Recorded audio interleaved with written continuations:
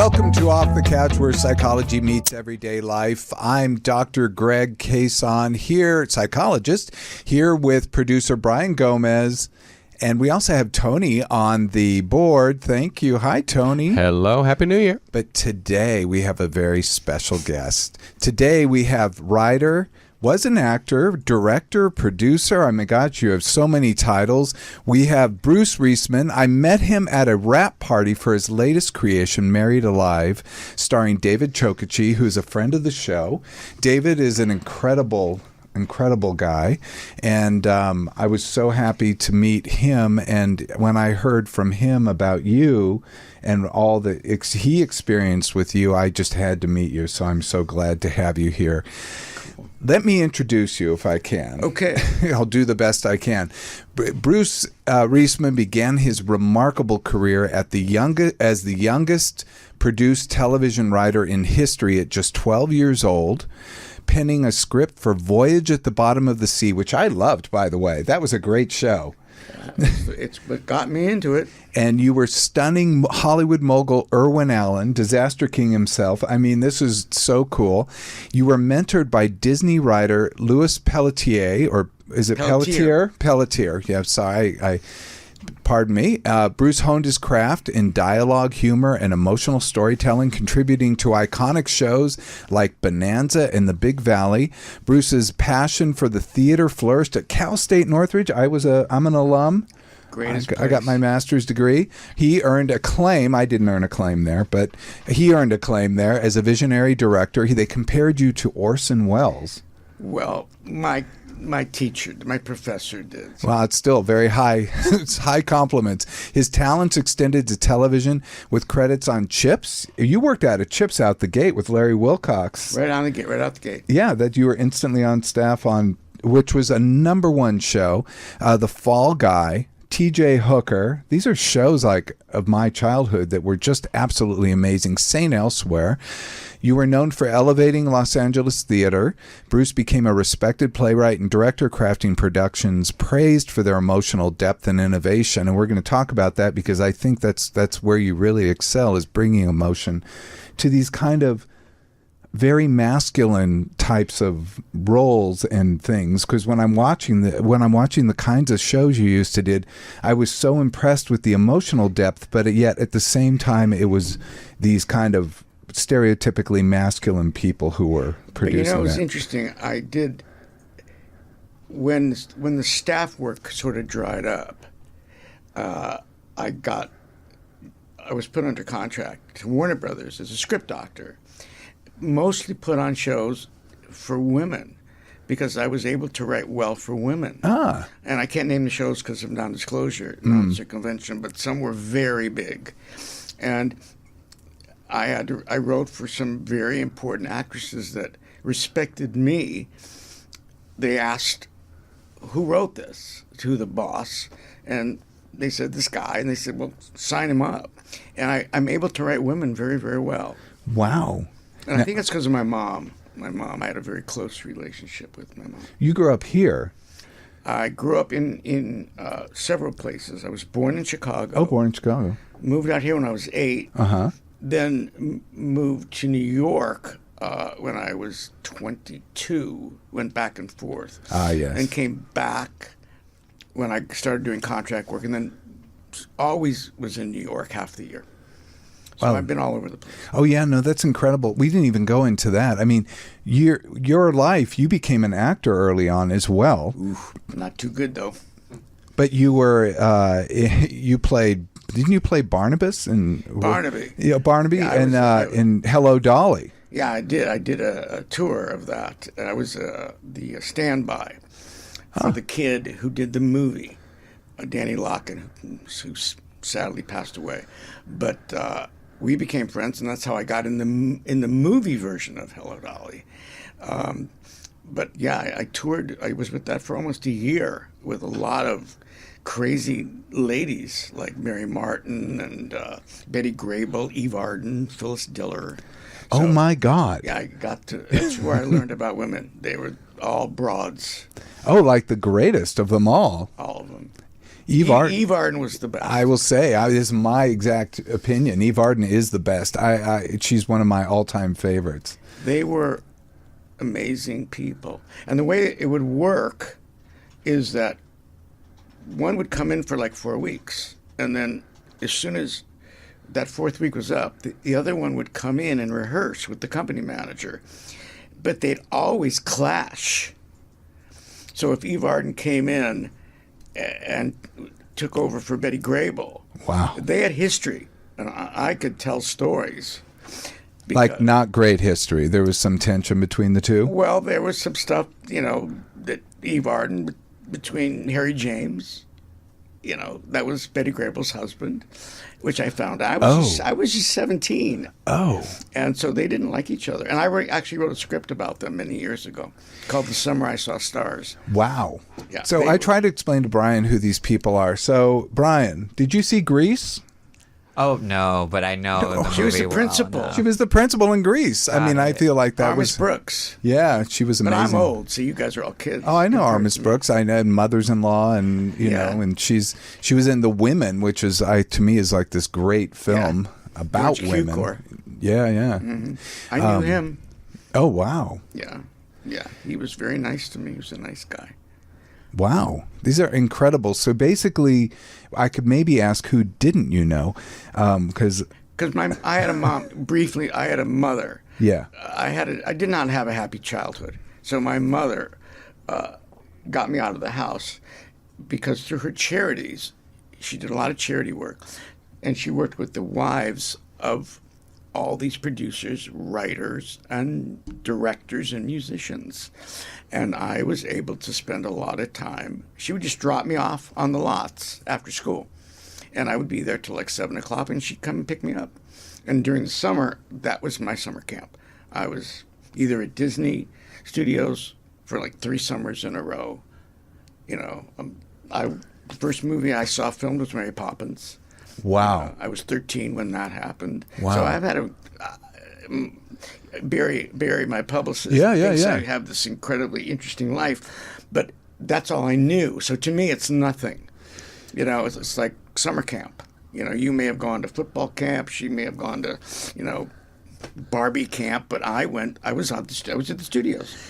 So you were at the studio. So it was summer camp, but also daycare. I mean, it functioned in so many ways. And did you have an official pass to be there? Okay.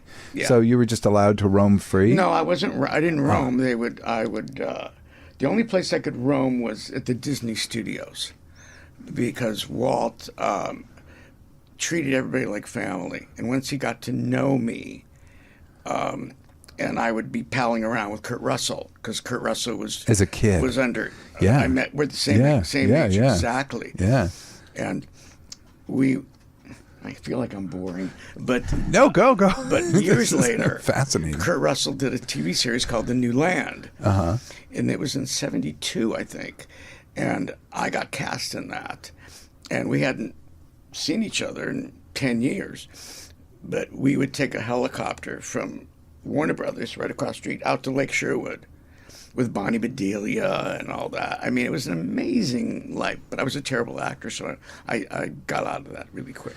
Well, I mean, I'm glad that, you found a much better career, and really one with a great deal of respect and longevity. It's really amazing how you've gone from that and you're still working after all these years. But this is a psychology show, and man, I could just talk to you about old movies and stuff. So I'll try to steer a little bit away from that. They are connected. I have to tell you. I mean, I right up to recently, most people that work are pretty screwed up. Yeah. The artists, to want to be in this business, it's so hard. Why is that? Why do you think? Why do you have to be screwed up? Well, it depends on what. Yeah, everybody's got their own definition of how screwed up it was. Mine is that I just didn't. I had such low self-esteem, which I learned from an older sibling, and he destroyed my soul at a very young age, and my mother restored it by exposing me to the movie business by way of my creative writing teacher, who is still alive, God love her. And they got in cahoots, and they knew I was very troubled, and I needed to be fixed, and this is what fixed me, kind of. I mean, I'm still a work in progress. We all are a work in progress. Yeah. That is the very definition of being a human being, work in progress. But yeah, I mean, you've gone through so much. If I want to touch on your career, but we're going to come to some significant life experiences that you had that really changed everything, which really made me interested in your story. But I'll come back to that.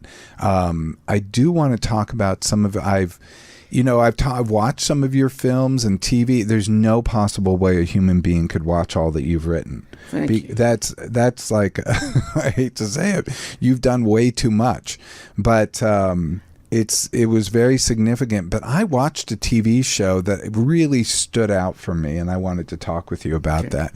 That was the Young Writers episode called Requiem for a Hero. And the Young Riders was a really popular TV show that was happening, and it was like the young Buffalo Bill and the young Wild Express. Bill. Yeah, the Pony Express. And it was fictionalized, but it was a good show. It was just a good character-driven show. And I was so lucky to get that because I love Westerns.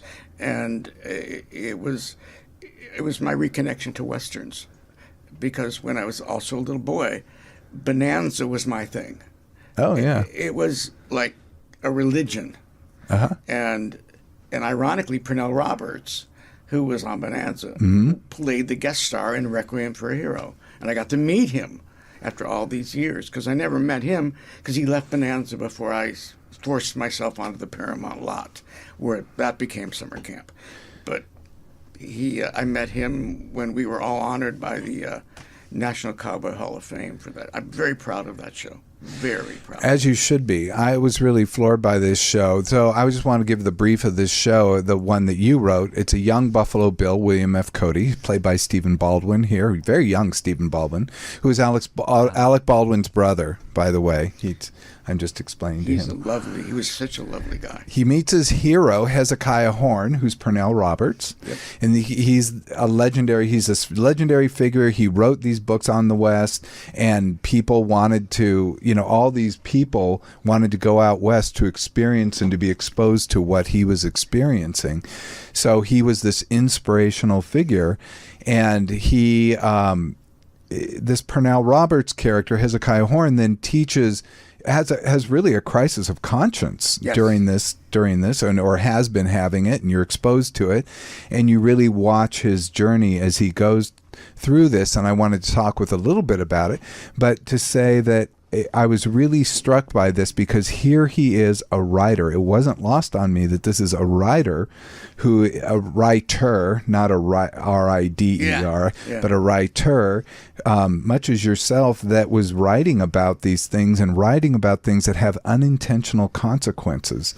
And that he was me. Yeah, that's what I was thinking. I was him. And I wrote that. It's about depression. This character, even though he was incredibly heroic, he was miserable. He was miserable, and I was miserable when I wrote that script, and I didn't know how miserable I was until I saw it, and watching it being shot in Arizona was weird, and hearing the dialogue. You saw it reflected back to you. Yeah, but I'm very proud of it. I'm glad you singled that out. It's really cool. Yeah, no, it was pretty cool. I also thought what was so interesting. So in this show, he's this Old West character. He's now very unhappy about the progress of Westernization, and that is now taking land from the native population, and is now pushing forward and putting people out of work too. I mean, there's a lot of stuff going on because of progress. If I may interrupt, what we were doing at that time was not unlike what was going on in Germany and what Hitler did to the Jews. We did to the Native Americans. And this guy was repulsed by it. And it depressed him so much that he ended up killing himself at the end. Yes. Which got back. The ABC censors almost wouldn't air it. Well, I thought it was an unusual episode of television for all that was. I mean, I want to read some quotes that you wrote. I mean, these are pretty amazing. I thought, you. the people follow the trails I blaze. This is Hezekiah Horn talking. The people, and I'm not going to act them out. I can't be Pernell Roberts, but here you go. The people follow the trails I blaze, but respect for the land is something they never had. We seem to be a country we seem to be a country of some that would rather build a new house than clean up the mess in our own backyard. And I'll tell you something, son. You need a lot of strength to take responsibility for the problems we've caused. It seems to me today we're just a bunch of men who are too damned weak. That really moved me because, again, we're a nation right now. I see us as a nation, the U.S., not taking responsibility for so many of its actions. So it was upsetting to read this because, Upset you. because damn, nothing changes. No. Here you have, Germany in the 30s and 40s, going through what it did. And here we have, things that to continue on happening. Well, we did it to the native population. What's happening now, but it's a whole other show. I think that's what's happening here. As a Jew, I think what's going on in Trump's America is exactly the Hitler playbook. Yeah. Exactly. I mean, I can't disagree with you. It's eerie. To get a hold of the show. It sure is. Another quote is William F. Cody, who's a Buffalo Bill, says the West is getting stronger and cities are growing and progress. And then Hezekiah Horn, Pernell Roberts, says, progress? Well, let me tell you about progress, boy. When the telegraph gets here, you and a lot of other folks are going to be out of work. Progress? See what we've done to the Mexican, to the Indian, how we're on the verge of civil war because of what we did to the African. In California, they're doing the same to the Chinese. Is that progress? This rifle can kill people, and he has a rifle, and it has a significance in the episode, this particular rifle. This rifle can kill people faster than any other, and you call that progress? Come on, boy.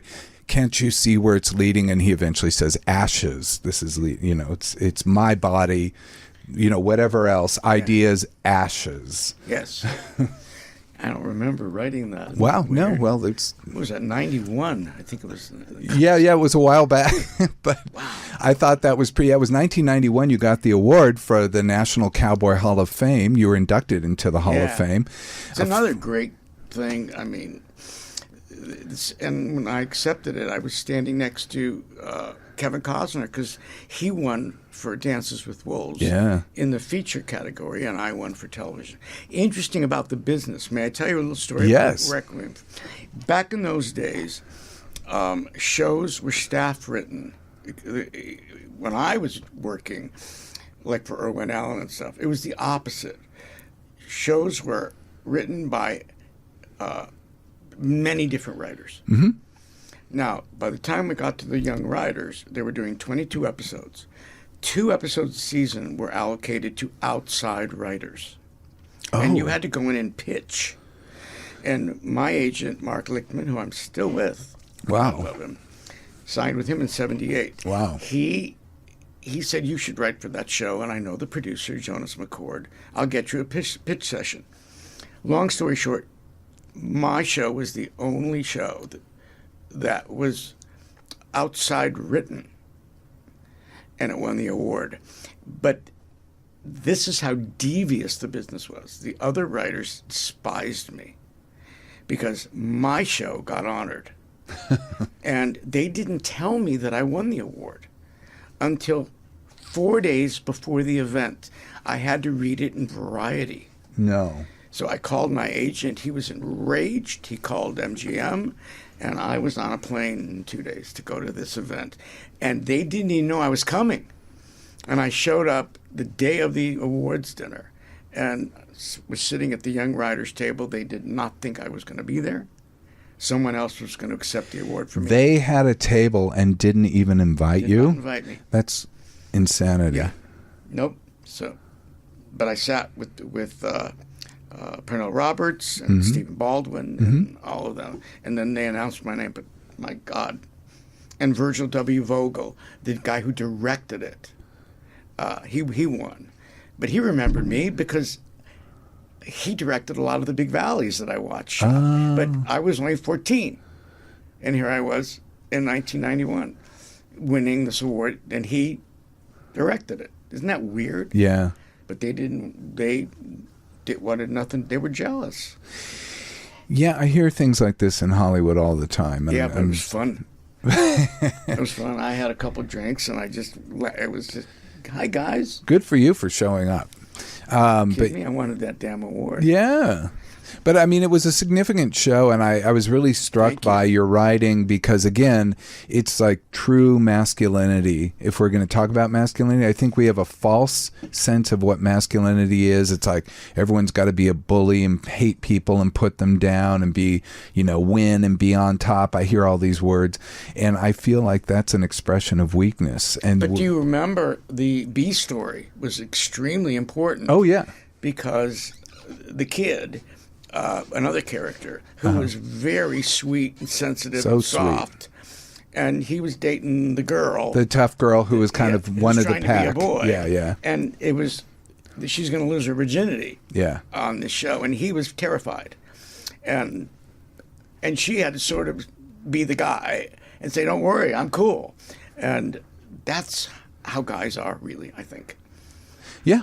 I think we're so full of shit. I think that's true. Yes, the B story. So yeah, someone losing their virginity on a TV show, someone committing suicide on a TV show, and there was even one more. And I'm not screwed up. One more piece of that, which is he realized he kills a man on this show, Pernell Roberts, right before he commits suicide. His own son. And he turns out to be his own son. Yeah, and he does it because his own son is committing evil atrocities against he brought blankets infected with smallpox to the Indian population and made them sick. Where did I come up with this shit? No, you bring stuff just back. Looked into history, I suppose, but wow, this was like it was an incredible episode that was all packed into like I don't know. It was a lot in 48 minutes. 48 minutes. I mean, it's just absolutely Thanks. insane. That's really cool. But yeah, you've had a significant life, and again, we got turned on to you because of David Chokachi, and because he came in when he did his interview. He's like, he goes, "I just got off this movie. I just finished this movie, and it was Married Alive." He said it was the most magical. I can't use the exact words. It was like the most magical, profound experience he's ever had as an actor. He thought that things just came together beautifully on that film, that the crew and the cast and everyone just really came together perfectly for this. Yeah. And that he had this great experience. And I was like, wow, that just sounds like an incredible thing, because usually, actors go and they do something and they're high, all's good, and then they leave. But this sounded like another level of an experience. Well, David had done 2 films with me prior. As Long as I'm Famous, yes, and Last Call in the Doghouse, which I saw both those too. And thanks. Yeah. But I wrote Married Alive for him, the original, and for another actor that was in Last Call in the Doghouse, because they had incredible chemistry, and we had started to shoot. Which I guess is a segue. We started to shoot Married Alive in October, at the end of October of 2022. And then this event happened in my life. So we had to wait. It was the end of it.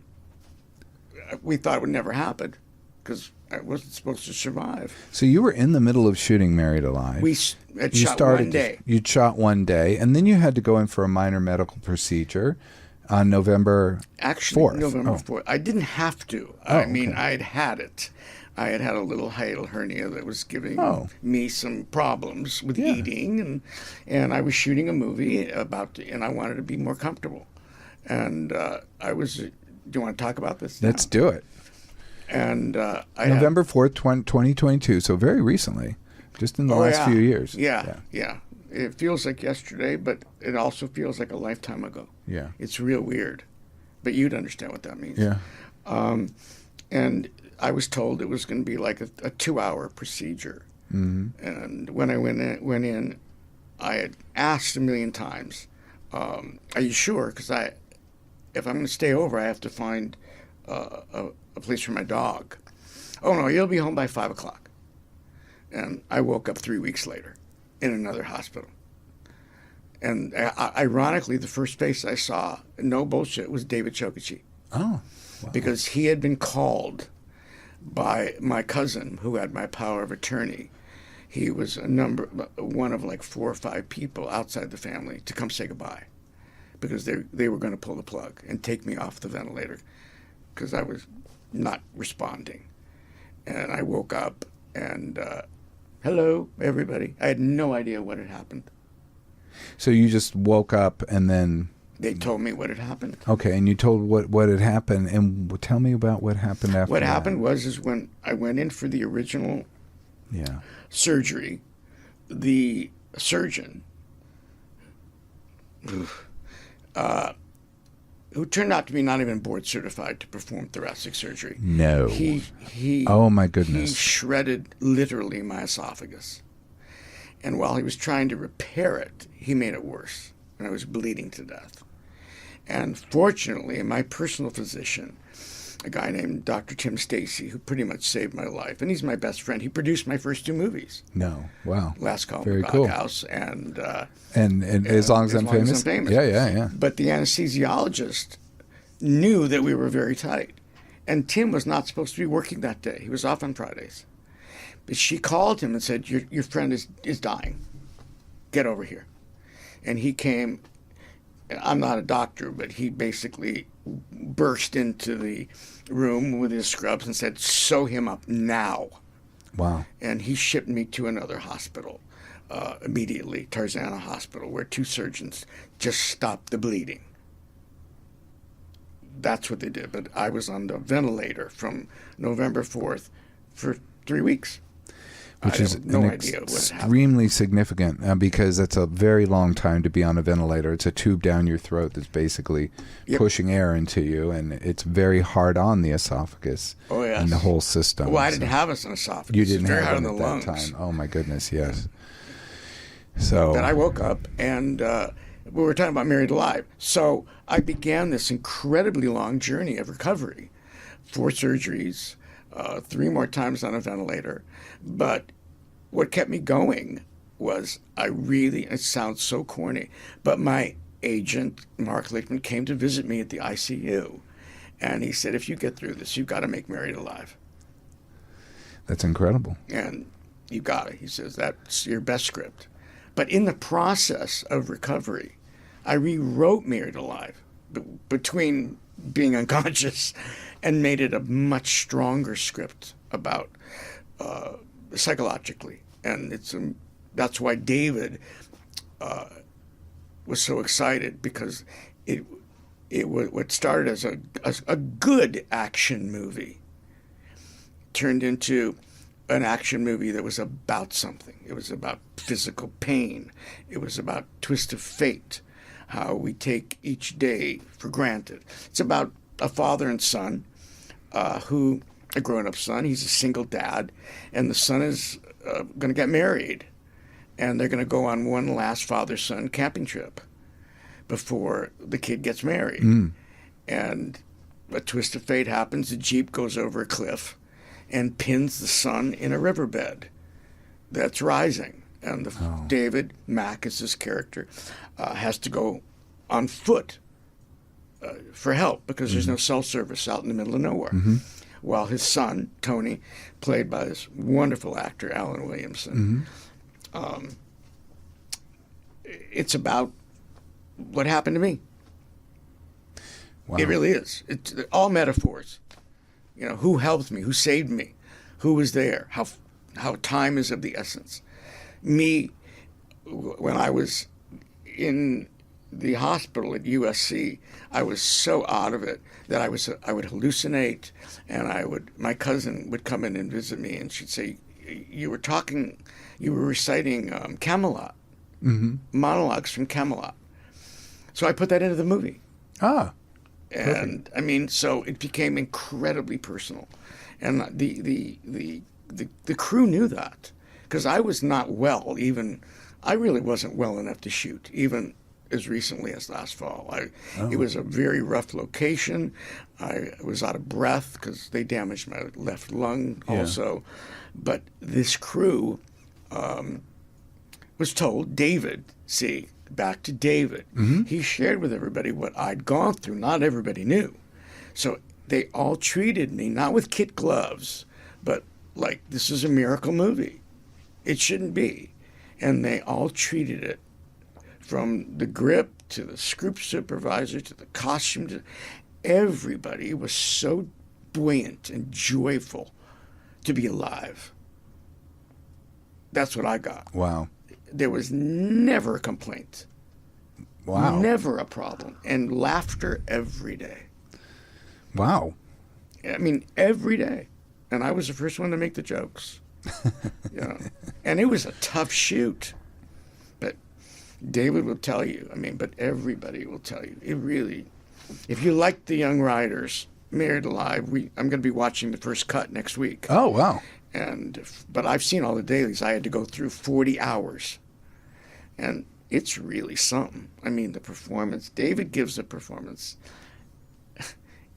Forget Baywatch. Like it never existed. But everybody, Alan Williamson, some of the others, a guy named Zach Mendez, everybody in it was fantastic. Wow. Yeah. I can't wait. I can't wait. So tell me, you mentioned USC Hospital. Is that where you got repaired? Is that Yes. where the repair happened? Dr. Scott Atay, my savior.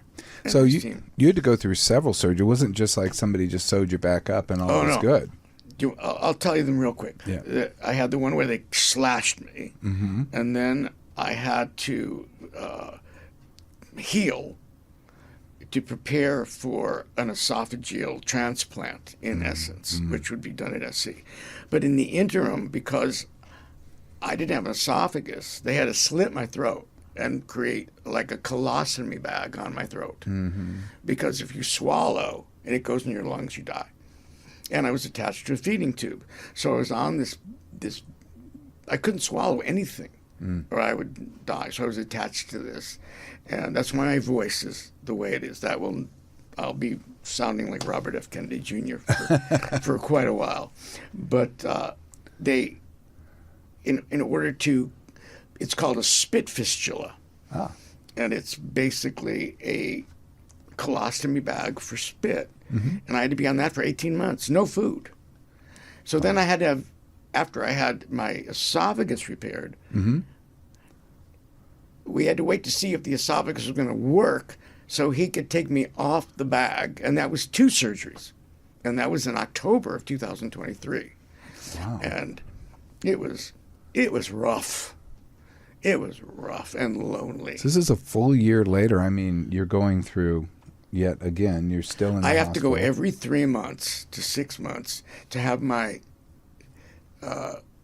trachea and my esophagus widened so that I can swallow. And I know when I start to eat, if I have a little trouble eating, then I just make the call and I have to go in and I have to be put under again, and they stick a thing down my throat and widen my esophagus, and I'll have to have that done for the rest of my life. But I'm here, I don't care. You are here. Tell us what that experience was like for you to go through that.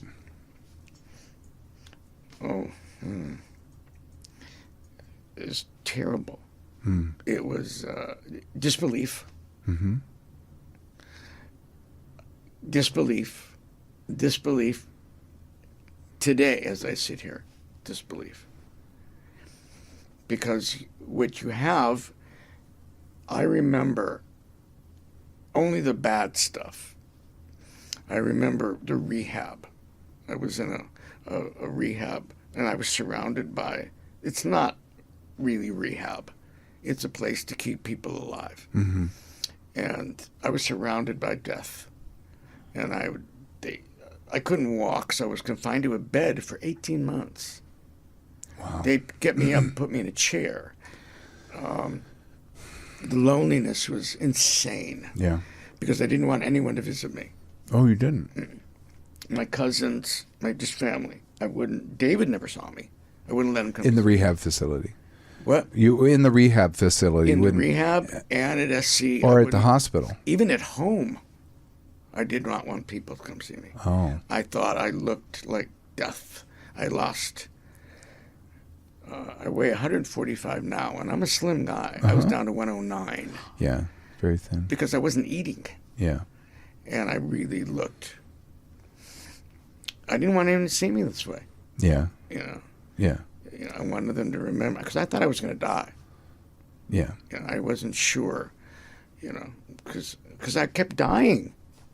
You know, I literally kept dying. Well, tell me about that process for you. So you kept dying, and what was your experience in that? Cliche. Yeah. It was cliche. It was because I was always spiritual. That I was always hooking up with my late mother and grandmother. Mm-hmm. Very close to my mom and my grandmother, and it was very consistent. You hear the stories about the white light and all that stuff. It's exactly what I went through. And what was your feeling as you were doing that? I wanted to go. You wanted to go. I was in so much pain. Oh, yeah. What kept me alive was my dog. Because my dog, I rescued Logan, and he wouldn't have made it. Without you. He wouldn't have made it. Luckily, my cinematographer, you'll hear names, Ryan Brown, this guy. Mm-hmm.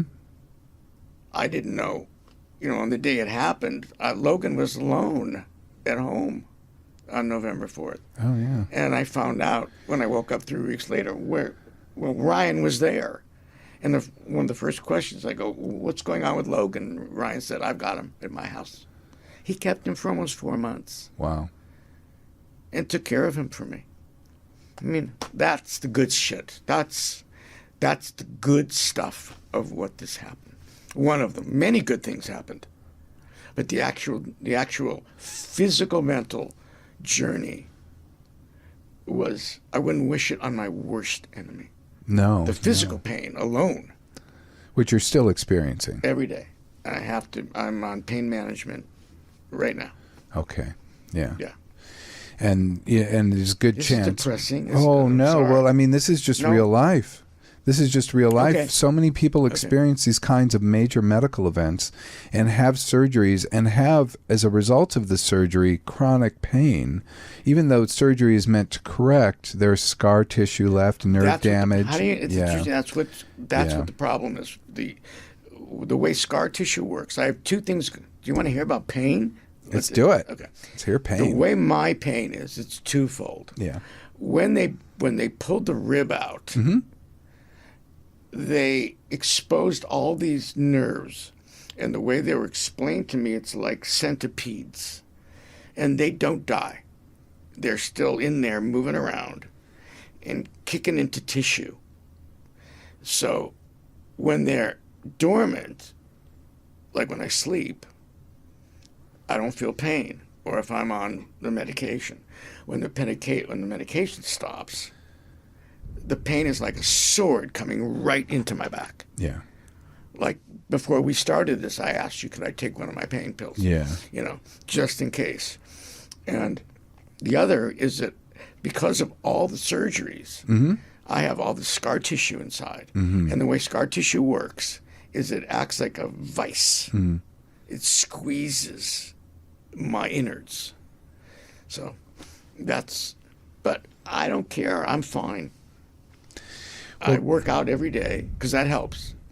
I mean, to move, keep things moving, that really helps. So I'm actually visually, people say I look better now than I did before the surgery. Fantastic. I'm going to be 74 this year, and people don't believe it. Wow. There you go. And I look at myself going, I do look better because I exercise so much. Good for you. And I wasn't eating shit for 18 months. My diet was just sustenance to keep me alive. Yeah. So all those poisons that I eat, and I ate a pretty good diet. So my skin rejuvenated. It's weird. So that was all positive stuff. Good. Yeah. Good. And I'm a better writer, and I'm a better director. Yeah, that's the thing. You went through a psychological transformation because of this whole thing. Yeah. Completely. You were affected by a trauma, and one thing for the audience to know is that a trauma, we have significant times when we develop beliefs about the world. One is during our early years, till about age 8, we're developing our major beliefs about the world. But the other is when we have any kind of significant trauma experience. Yeah. And then that changes our view of the world because we now see the limits of our life and what we can create. Trauma does change you, and I'm a cancer survivor too. Ah. I mean, I had not to boast about my resume. You're talking about my resume as movies, but I had 2 bouts with cancer when I was 19 and then when I was 26, but those were not traumatic. It was weird because they fixed it, or I was so dumb, and I had a really bad case of melanoma that had moved into my lymph nodes when I was 26. Yeah, that's serious. But I went on the chemo and did all this stuff, but I was in the middle of directing a play. I was in college, and I went, okay, I'll be sick, I'll go throw up, and all right, now opening night's coming. I was young. It didn't affect me in any way traumatically. Well, that may speak to your own resilience and what reason you got through such a significant medical experience. You actually got through it when maybe somebody else wouldn't. I know a lot of people that wouldn't. Yeah, and so your own resilience. It doesn't make them weak, and it doesn't make me stronger. No, but it's a psychological sort of disposition that helped you pull through. And I think also you pointed out that Married Alive, having that project, having that passion, helped pull you Married through as Alive well. And my dog. Your Logan. dog, yes. I had to live to make this movie, and in some way there was sort of an ego thing, because I love David Chokichi so much. Yeah, and he was really counting on this part. And he didn't say live so we can make the movie. I did, because he loved the original script so much that it really kept me going. And I rewrote it. And while I was sick, I also wrote a play when I was able, on a yellow legal pad at USC. and I couldn't have a computer. That's yet to come out. That is Yum Yum at It's called Yum Yum at Annapolis, and we start rehearsals, God willing, in 3 weeks. Wow. What is that play about? It's actually inspired by a true story.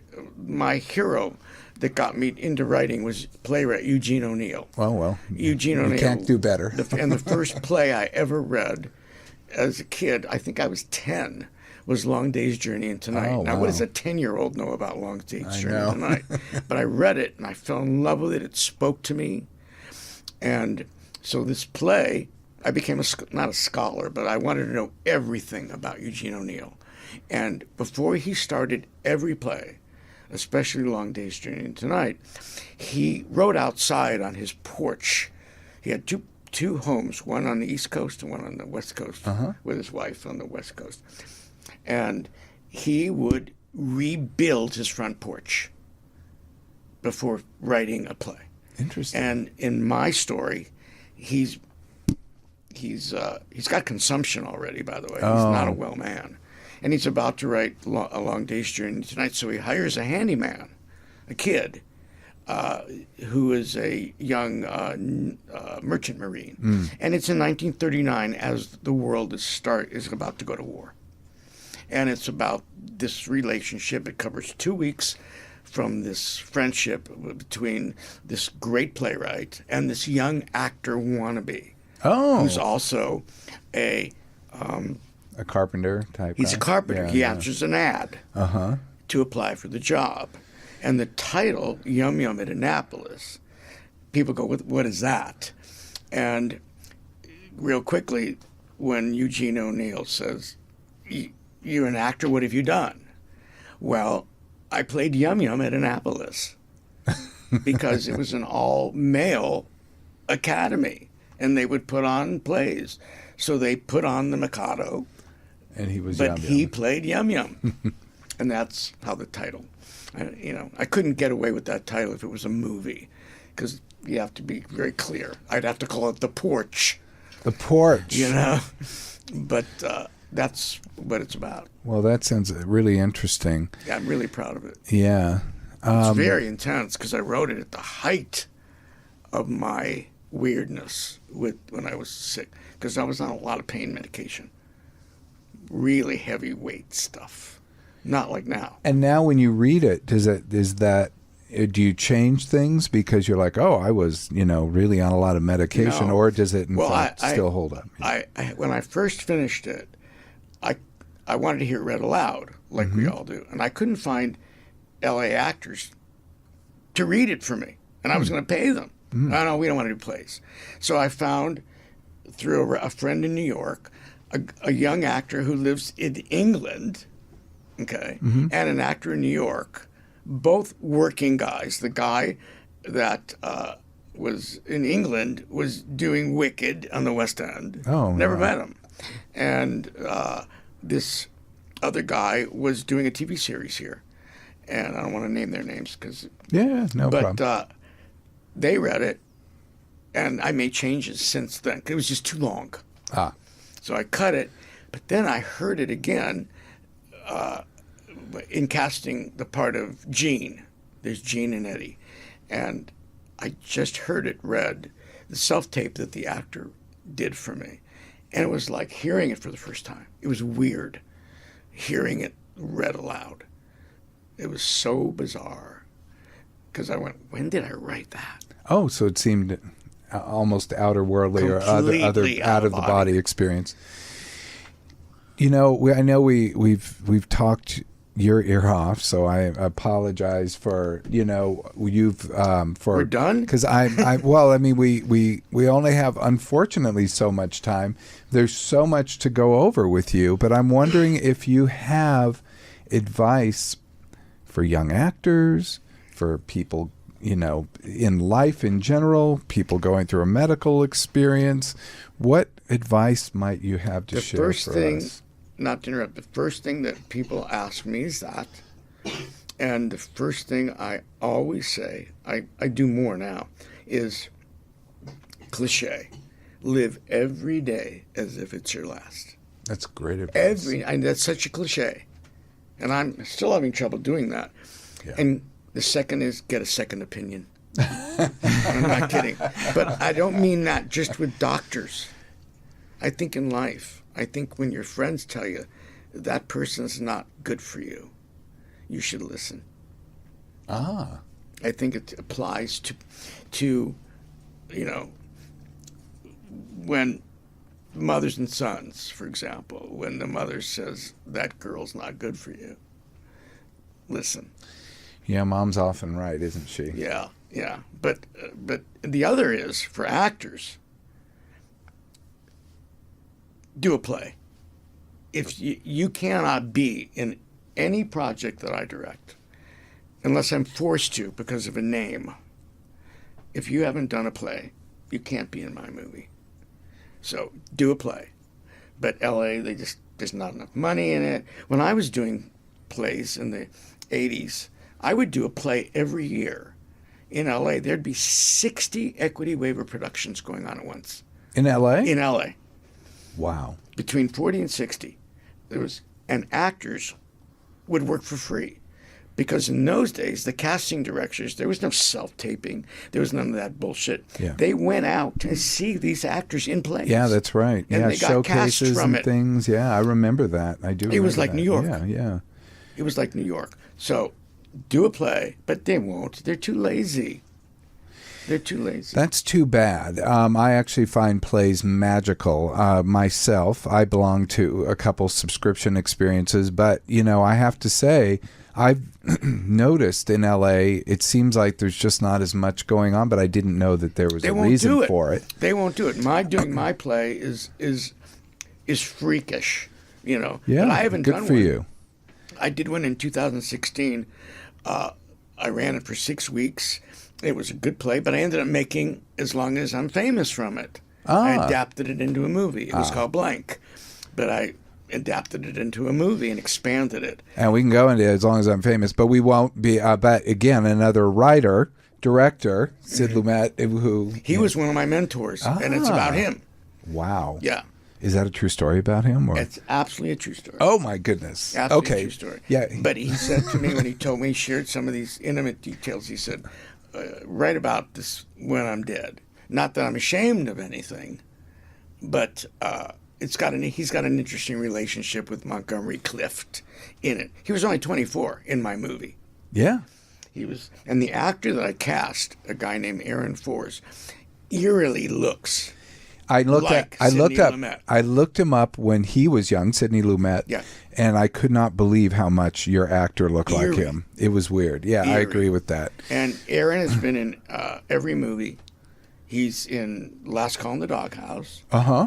And Which is about like heaven or purgatory or something. I couldn't figure out. It's a bar It's a with bar. God and all these It's figures. a bar that's owned by a guy named Dog. Yeah, Dog. But Dog. God spelled backwards. Yes. Yeah. And his sons are Jess and Mo, who are Jesus and Moses. Uh-huh. And it's sort of Brigadoon. It's a mystical, magical bar that appears where it's needed. And it lands in New York. And I think it's four people that are not connected, that are really at the end of their ropes psychologically. Yeah. And they go in there for help. And by the time get it. it's over, when they leave, their troubles are over. So by getting help. Yeah. By what you do, because it's a team of interventionists. Yeah. That's really what happens. Did you watch? Yeah, I watched that so too. You know what it The is. same, yeah. I Yeah. mean, they go through transformations.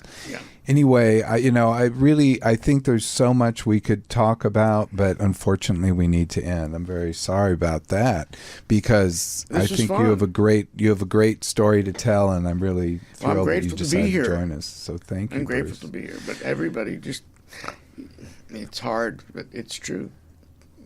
Got to live every second and be fearless. Be That's fearless. another thing. Oh, that's great advice. That is great. I do things now and say things now that I would have never said and do. That is before. fantastic advice.